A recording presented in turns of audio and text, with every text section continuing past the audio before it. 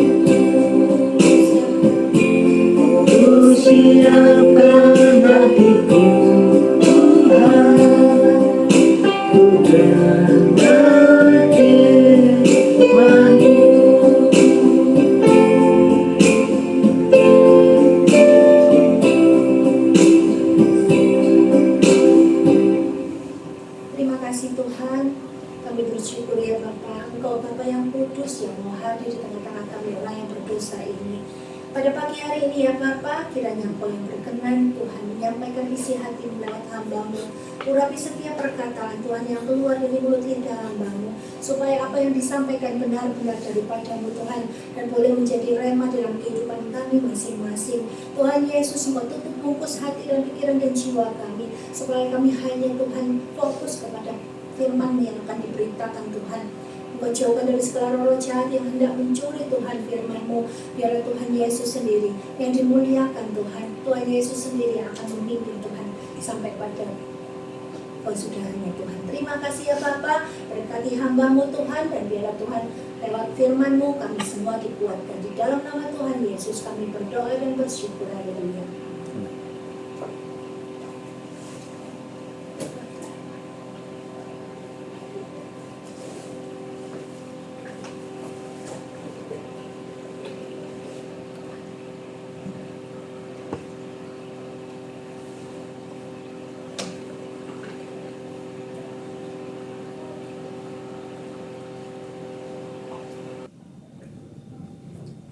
Shalom, puji nama Tuhan. Kita berjumpa kembali di minggu yang keempat, di mana sebentar lagi kita akan memasuki bulan di mana kita akan memperingati tentang kematian Yesus dan merayakan Paskah. Saudaraku sekalian, ialah pada pagi ini kita boleh berjumpa sebagaimana minggu kemarin kita telah mendengar firman Tuhan tentang dari Pak Tri, tentang takut dan menghormati Allah. Ya. Takut dan menghormati Tuhan itu harus diterapkan, karena kita melihat bahwa saat firman Tuhan disampaikan itu Tuhan hadir. Jadi kita harus takut dan menghormati. Dan berbahagialah kita hari ini sebagai penutup dari bulan 3 ini, bulan Maret. Saya akan menyampaikan firman Tuhan tentang memikul salib dengan paksa. Memikul salib dengan paksa. Sesuatu yang dipaksakan itu memang tidak enak. Ya. Kalau kita lihat sesuatu dipaksakan tidak enak. Kalau kita lihat sebentar lagi di dalam bacaan Matius 27 ayat yang 32 dikatakan gini, ketika mereka berjalan keluar kota, mereka berjumpa dengan seorang dari Simon dari Kirene yang bernama Simon. Orang itu dipaksa untuk memikul salib Yesus. Saudaraku sekalian, kalau kita kupas, siapa Simon Kirene? Mereka adalah anak dari Alexander dan Rufus di dalam Markus 15. Mereka datang dari luar kota. Pada waktu itu mereka melewati kerumunan di mana pada waktu Yesus dicambuk, dipaksa untuk memikul salib, dicambuk, jatuh bangun. Tidak ada orang yang mau menolong. Tidak ada satu dari ke-12 murid yang mau menolong. Karena apa? Karena mereka takut dengan bangsa Romawi. Karena takut kalau nanti menolong Yesus, maka mereka juga akan dihukum. Inilah yang menjadi buah pikir dia orang. Mengapa murid ke-12 murid itu mereka tidak mau menolong? Setelah berjalan begitu lama, jatuh bangun, tidak ada yang menolong. Maka kita lihat bahwa pada waktu itu prajurit Romawi melihat Simon yang dari Kirene ini, mereka melewati, langsung ditarik, disuruh memikul salib. Ini dipaksa saudaraku sekalian. Demikian pula kalau kita lihat untuk seorang dipaksa untuk beribadah itu juga sulit. Kalau kita lihat ya di dalam sesuatu yang dipaksakan itu, contoh soal kalau kita mau ibadah tapi dipaksakan, bagaimana suasana hati orang yang dipaksakan itu? Simon ini datang dari luar kota, dari tempat yang jauh, dia berjalan kaki, langsung ditarik sama bangsa Romawi, disuruh membantu memikul salib Yesus. Berat. Kalau orang dipaksa itu sangat berat. Begitu pula kalau kita, anak Tuhan, dipaksa untuk beribadah. Berat. Ada yang alasan, saya mencari uang Pak. Tidak ada hari yang libur. Padahal firman Tuhan mengatakan di sini bahwa firman Tuhan mengatakan bahwa hari Sabat adalah hormati hari Sabat, harus berhenti. Dari Senin sampai Sabtu kita sudah bekerja. Tuhan sudah lindungi. Minggu harus berhenti. Tetapi seperti tadi katakan orang yang dipaksakan itu sangat berat untuk datang beribadah. Karena dengan apa? Pak, maaf Pak, karena Minggu itu hari keluarga. Saya mulai Senin sampai Sabtu, saya kerja. Minggu kumpul dengan anak-anak istri Pak, mau istirahat. Ke tempat permandian maupun ke laut. Itu alasan. Contoh soal seperti Simon ini, kalau kita ibadah dipaksakan, itu alasan seperti ini. Padahal di dalam Mazmur 84 ayat 11 dikatakan, lebih baik 1 hari di pelataranmu daripada 1000 hari di tempat lain.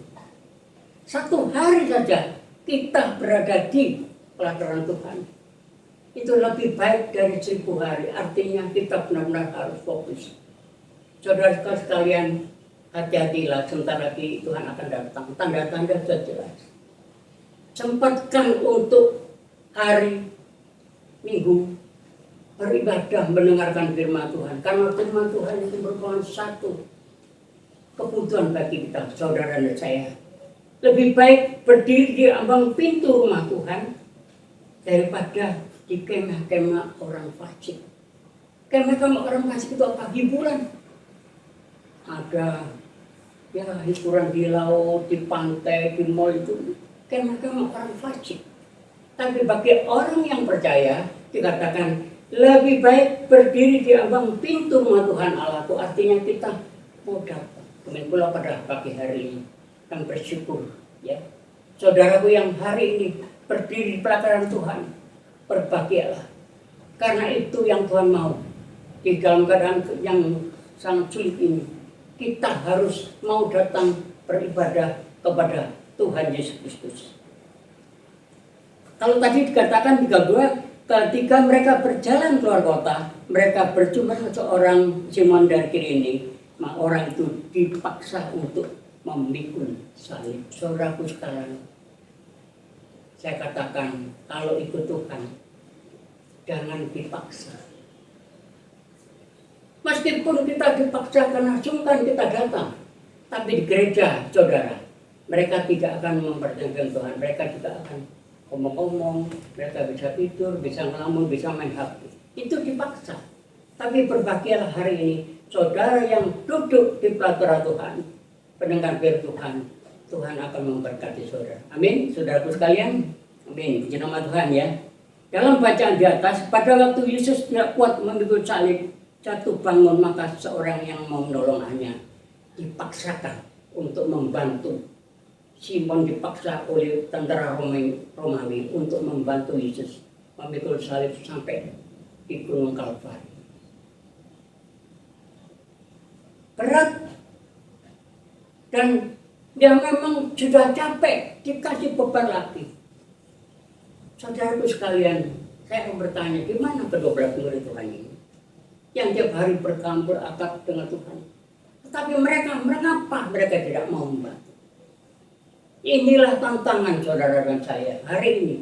Meskipun saudara sudah mengikuti Tuhan puluhan tahun, tidak ada jaminan. Ya. Tidak ada jaminan. Nanti saya akan jalan seperti ini. Kita kalau kita lihat bahwa Simon Kering ini orang yang datang dari jauh, sudah capek tapi masih mau diperintahkan untuk ini. Bukan karena kemauan sendiri, tapi diperintahkan, dipaksakan. Itu sangat sulit kita terima. Hari ini berbahagialah saudaraku yang mau duduk di hadapan Tuhan hari ini. Ya. Kalau kita lihat firman Tuhan pada pagi hari ini, saya akan sampaikan yaitu dengan judul itu, memikul salib dengan paksa. Tapi Simon dipaksa untuk memikul salib. Saudara, kalau kita lihat apa sih artinya salib? Ya. Mungkin saudara mengatakan, apa artinya salib? Ya, salib itu mungkin sebagai tanda silang iman Yesus mati gunung Golgota. Saudaraku sekalian, dalam hal ini ada bacaan di atas, kita lihat arti salib bukan berarti kita sama-sama memikul salib seperti Simon. Bukan, sekali lagi bukan. Tetapi saat kita menghadapi masalah sesuatu yang sulit, kita tidak dapat mengatasinya, kita katakan, aku dapat menghadapi semua.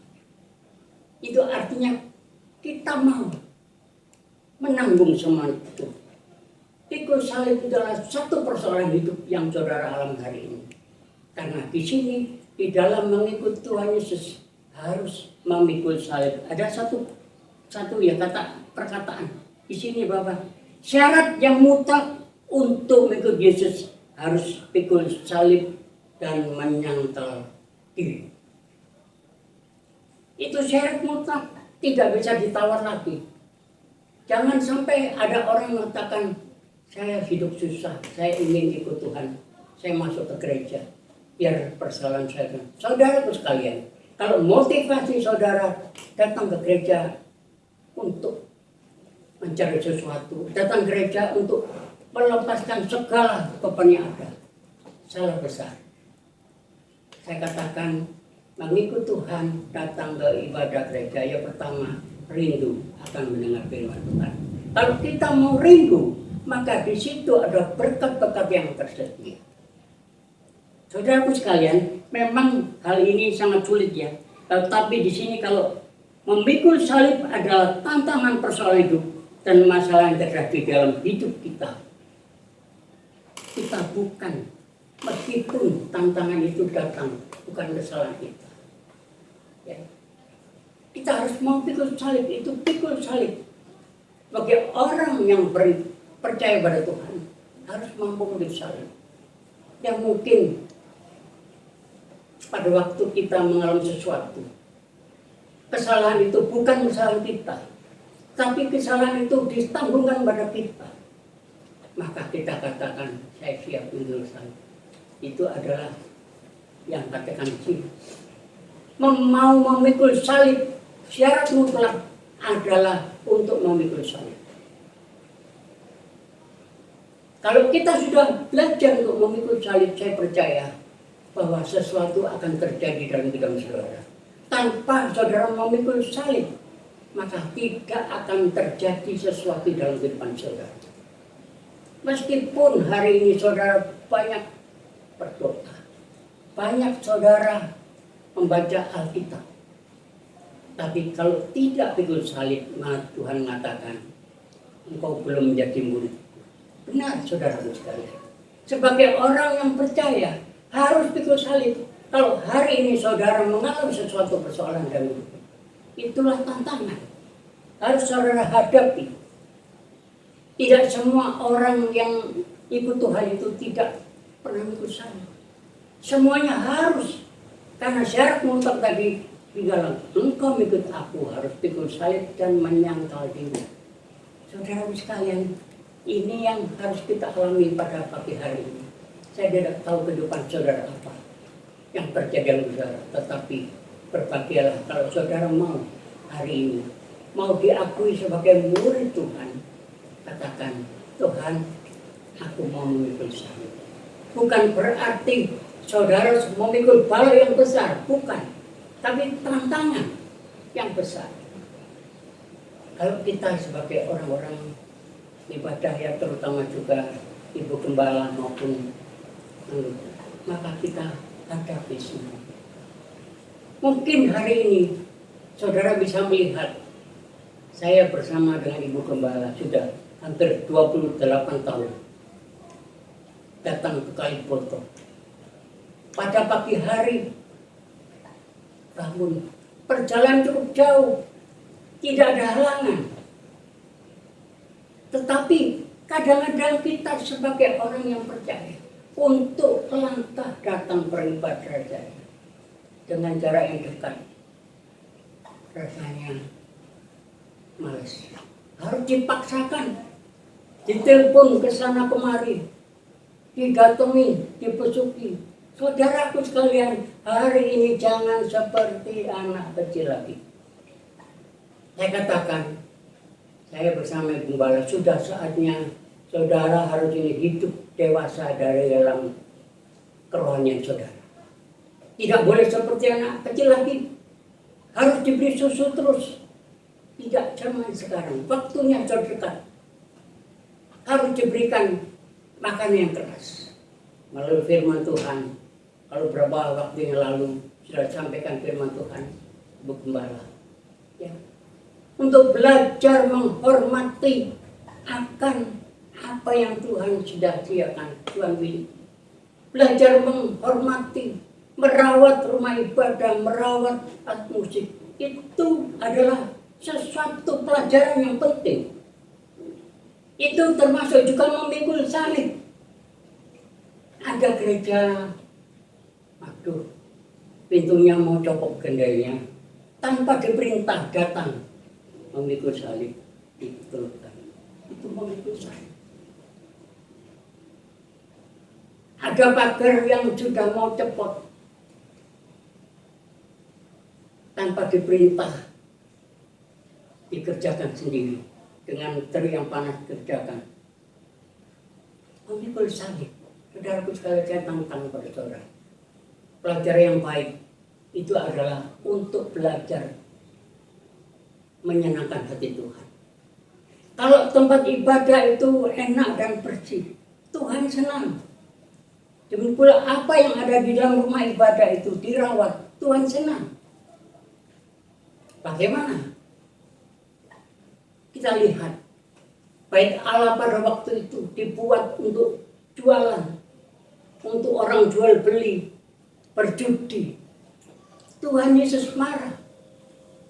Biar Yesus datang, diobrak-abrik semuanya, lari pergi. Inilah gambaran saudaraku sekalian. Rumah ibadah itulah tempat kita datang mengundang Yesus untuk hadir. Ikut saya, ya. Apapun yang saudara dari hari ini belajar untuk memikul salib, artinya kita mau belajar. Meskipun hari ini saudara katakan, saudara sebagai jemaat, rumahnya saudara mungkin agak jauh dari gereja. Mungkin ini hanya contoh. Kalau lihat itu ada misalnya pintu sudah mau copot, tanpa diperintah saudara menjalankan. Mungkin dalam hati saudara, saya yang rumah jauh, saya mau mikul Sabtu membetulkan. Tetapi mengapa yang dekat dengan gereja tutup muka? Inilah yang harus katakan kita mengubah mindset pikiran kita. Belajar memikul salib, belajar untuk melakukan sesuatu untuk menyenangkan hati Tuhan. Kalau sesuatu persoalan di dalam kehidupan saudara hari ini, saudara belum tuntas, akhirnya Tuhan izinkan untuk mengulur waktu, sedang menguji saudara sekalian. Apakah saudara masih setia? Diuji untuk mengulur waktu, sedang memproses agar hidup saudara layak di hadapan Tuhan Yesus. Kalau tadi pikul salib, artinya saudara harus belajar untuk melakukan sesuatu. Meskipun apa yang saudara alami itu sangat berat. Belajar untuk menghadapi sesuatu, pikul salib, terutama di dalam hal kehidupan rohani saudara. Dan yang selanjutnya, apa artinya menyangkal diri? Menyangkal diri tidak berani menghadapi masalah, membohongi diri dan tidak mau mengakui. Ada orang yang mengatakan bahwa di dalam firman Tuhan contoh soal mengenai Petrus. Petrus ini adalah orang yang dikasih Tuhan. Tiap hari bergumul akrab dengan Yesus.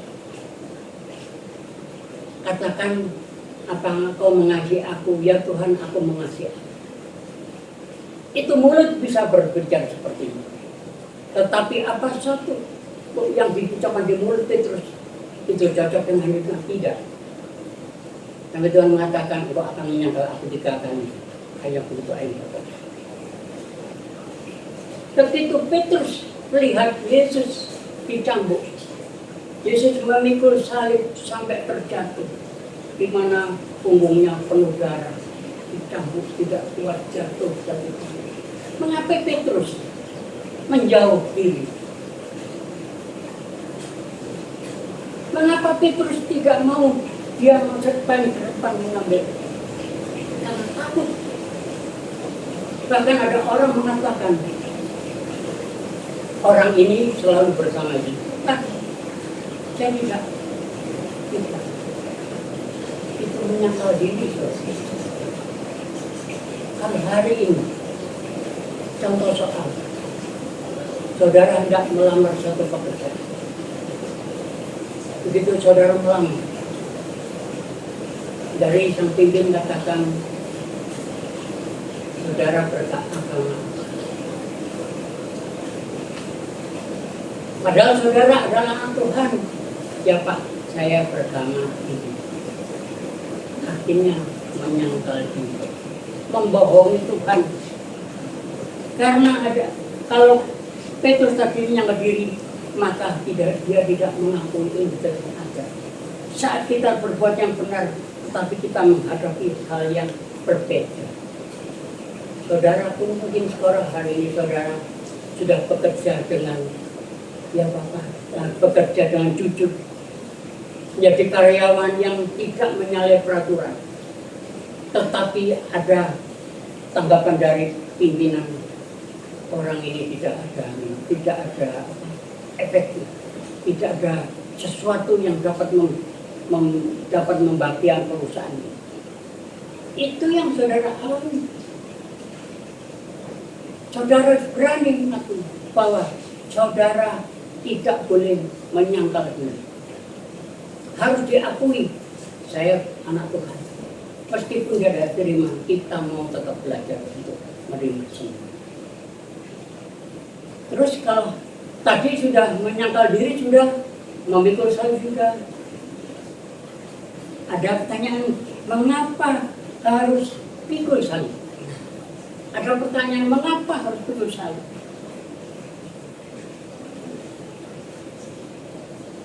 Ada, kalau kita harus pikul salib, maka di sini kita lihat bahwa meskipun tiap hari baca Alkitab, tetapi kita tidak mengalami kuasa dan kasih-Nya. Namun saat kita memikul salib, kita dapat merasakan bahwa Tuhan itu adalah Tuhan yang hidup dan memberikan kita ketenteraman kedamaian. Ya, ada syaratnya. Untuk pikul salib itu ada syaratnya. Saudaraku sekalian, dengan tidak mudah. Ya, kalau hamba Tuhan mengatakan saudara mau pikul salib, ada syarat. Ya, syarat yang pertama. Ya, syarat yang pertama. Di sini katakan di dalam Lukas 9 ayat 23. Dia katakan, setiap orang yang mau mengikut aku, dia harus menyangkal dirinya, memikul salibnya tiap hari, dan mengikut aku. Ini jelas di sini, setiap orang yang mau mengikut aku. Kalau saudara hari ini mau mengikut Yesus, katakan, harus menyangkal dirinya dan memikul salib. Tadi saya jelaskan, tidak boleh menyangkal diri. Tidak boleh. Harus diakui kalau saya anak Tuhan, saya Kristen. Bagaimana perlu kita akui kita. Karena setiap hari kita harus mengikuti musuh Tuhan. Mengikuti apa yang Tuhan perintahkan. Daging ini sudah dikuasai oleh dosa. Sejak kita lahir, kita sudah ada dalam dosa. Karena Adam dan Hawa sudah dalam dosa. Sejak kita keluar dari daging itu, kita sudah hidup di dalam dosa. Dan dikendalikan oleh dunia. Saat kita lahir, dunia sedang mengendalikan. Dan kuasa gelapan, sehingga kita harus menyangkal diri. Segala sesuatu yang kita sukai selalu bertentangan dengan firman Tuhan. Saudaraku, hari ini, kalau saudara mungkin perokok berat, maka itu bertentangan dengan firman Tuhan. Firman Tuhan mengatakan, tubuhmu adalah bait Allah, jangan dikotori rokok, tidak boleh merokok. Itu pertentangan. Kalau hari ini saudara suka minum, itu juga pertentangan dengan firman. Kalau hari ini saudara sering berbohong, juga bertentangan dengan Tuhan. Saudara percaya, mari cara pertama adalah setiap orang yang mau hidup akhir, dia harus menyangkal diri dan memikul salib. Lukas 9 ayat yang ke-20. Itu yang kami harapkan hari ini, supaya saudara benar-benar menaruh firman di dalam kehidupan saudara. Maka kita harus berani menolak, dan kita harus sangkal diri dan berani pikul salib setiap, karena kita ingin mengikuti Yesus. Dan berkat dan mujizat itu sedang disiapkan. Kalau kita berani menyangkal diri dan memikul salib, berkat Tuhan sudah siapkan bagi saudara. Angkat kakinya saudara sekali. Hari ini dunia tidak bisa menjamin saudara, tetapi hari ini Tuhan sudah mengatakan, kalau engkau mau mengikuti aku, harus pikul salib dan menyangkal diri. Laksanakan, maka berkat itu akan timbul. Mungkin ada pertanyaan, Pak, saya sudah ikut Tuhan sudah lama, tapi saya rasakan berkat itu belum turun sepenuhnya. Tapi harus kita koreksi. Kita koreksi diri kita, apakah kita sudah benar memikul salib? Apakah kita benar menyangkal diri? Saudara yang tahu. Itu tadi yang pertama. Yang kedua, kalau saudara tadi katakan harus menyangkal diri, maka di sini dalam Lukas 9 ayat ke-24 katakan rela kehilangan nyawa. Mengikut Tuhan itu berat ya.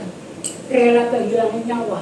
Artinya nyawa kita dipersembahkan.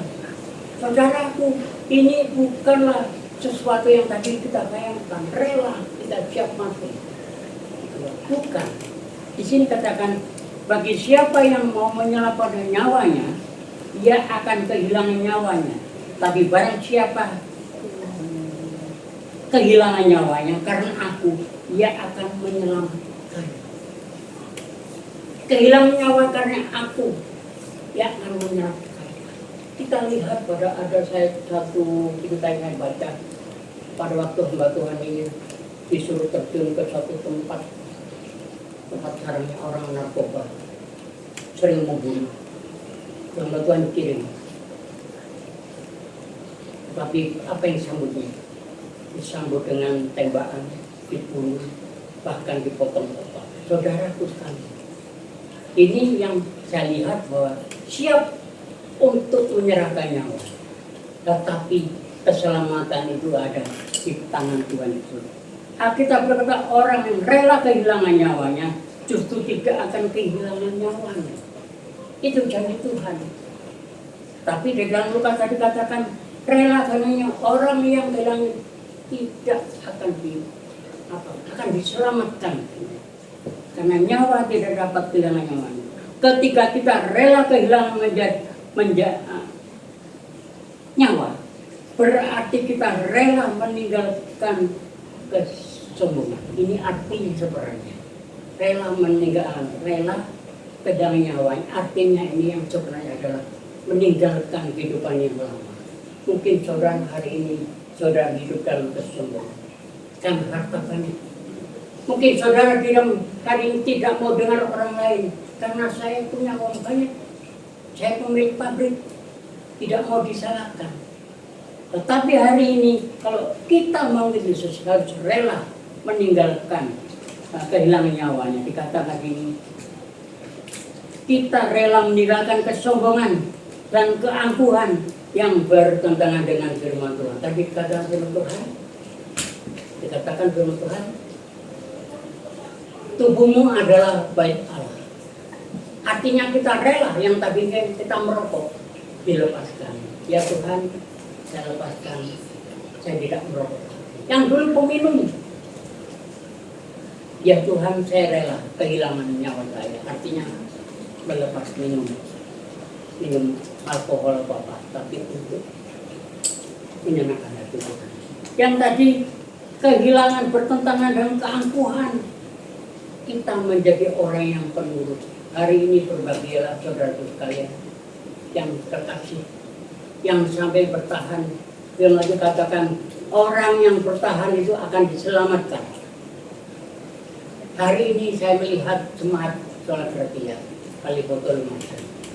Mungkin orang lain bisa memandang hanya beberapa orang, tapi itu orang yang dipertahankan Tuhan, orang yang akan diselamatkan. Banyak yang dipanggil, tetapi sedikit yang dipilih. Saudaraku sekalian, mari kita sama-sama untuk merenungkan firman Tuhan ini. Mengikut aku, mengikut Yesus, pikul salib, dan kita berani untuk melangkah mengikut kebenaran firman Tuhan. Yang ketiga, yang terakhir dikatakan tadi begini, kalau ingin mengikuti Yesus di sini katakan Lukas 9 ayat 26, tidak malu karena nama Yesus. Tidak malu karena nama Yesus. Saudaraku sekalian, apakah hari ini saudara dapat tantangan dalam kehidupan saudara, dalam lingkup rumah saudara, dalam lingkup bermasyarakat? Apakah saudara malu?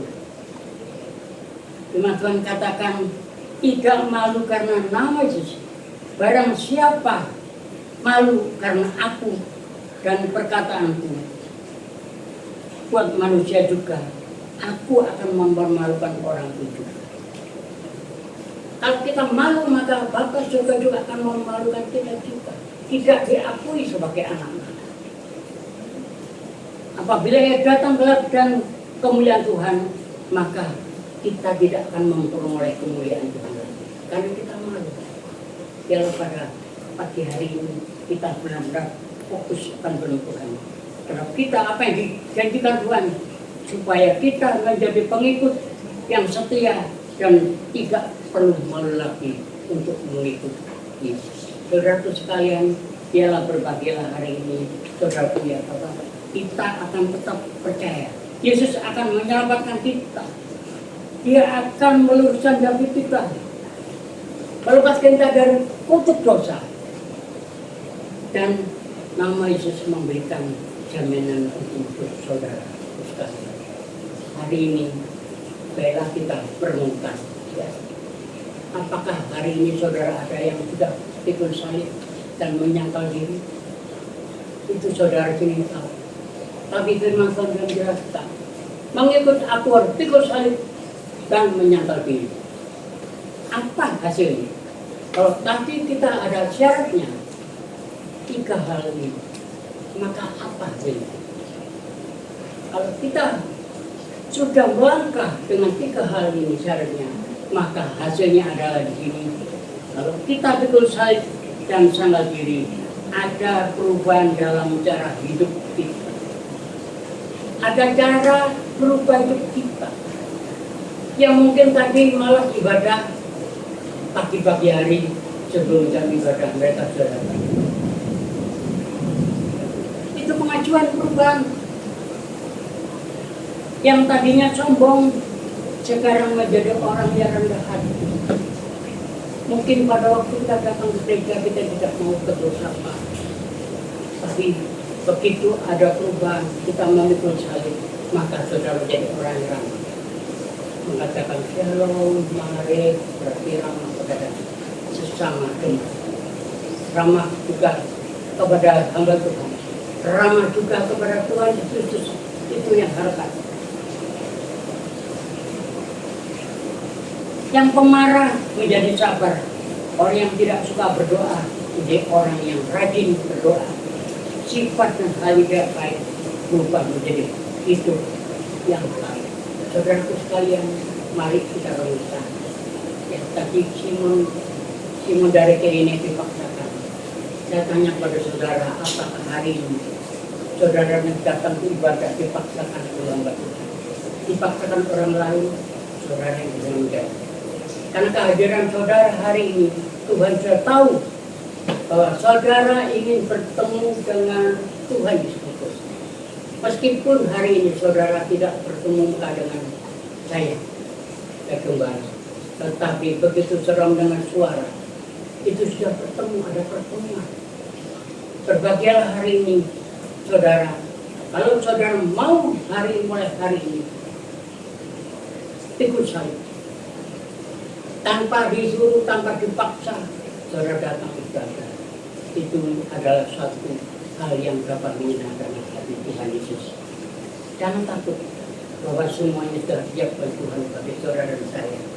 Ayo kita sama-sama. Begitu Tuhan, jangan banyak enak saja. Yang tidak enak kita harus kita ambil. Biarlah pada hari ini nama Tuhan tetap dimuliakan. Berbahagialah saudaraku sekalian.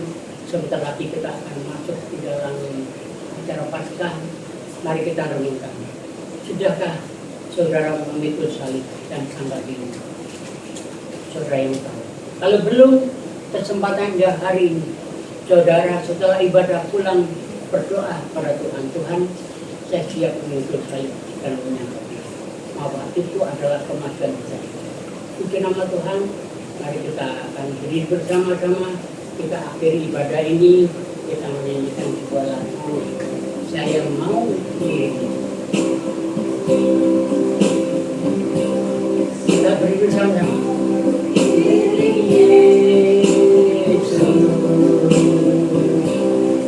Saya mau diri Yesus.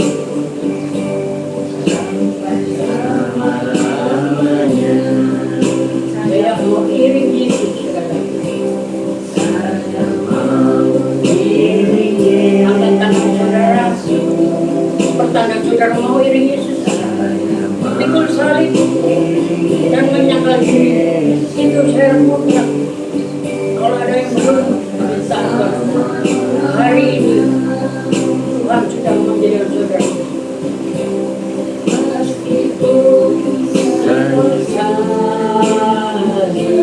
Sangkal diri dia baik. Sangkal diri dia baik.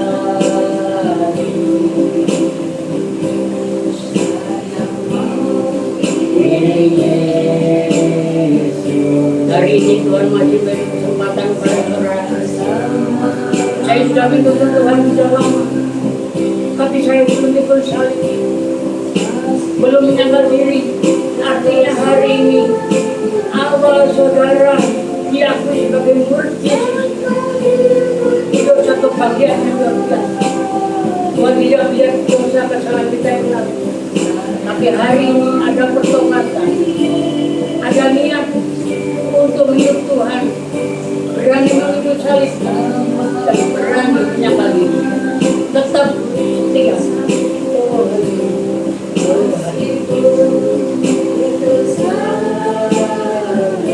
Pikul salib itu memang berat, tapi akuilah semuanya.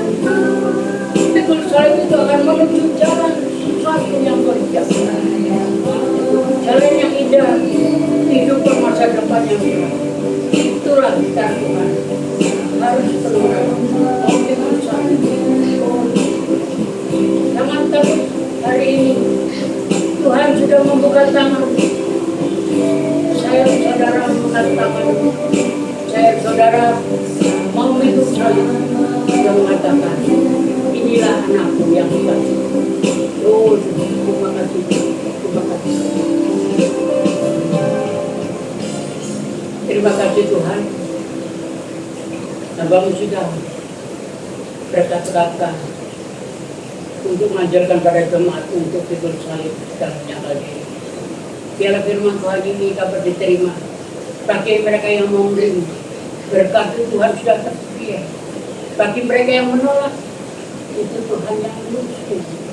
Karena kami hanya menyampaikan bagi hamba untuk menyatakan benar firman.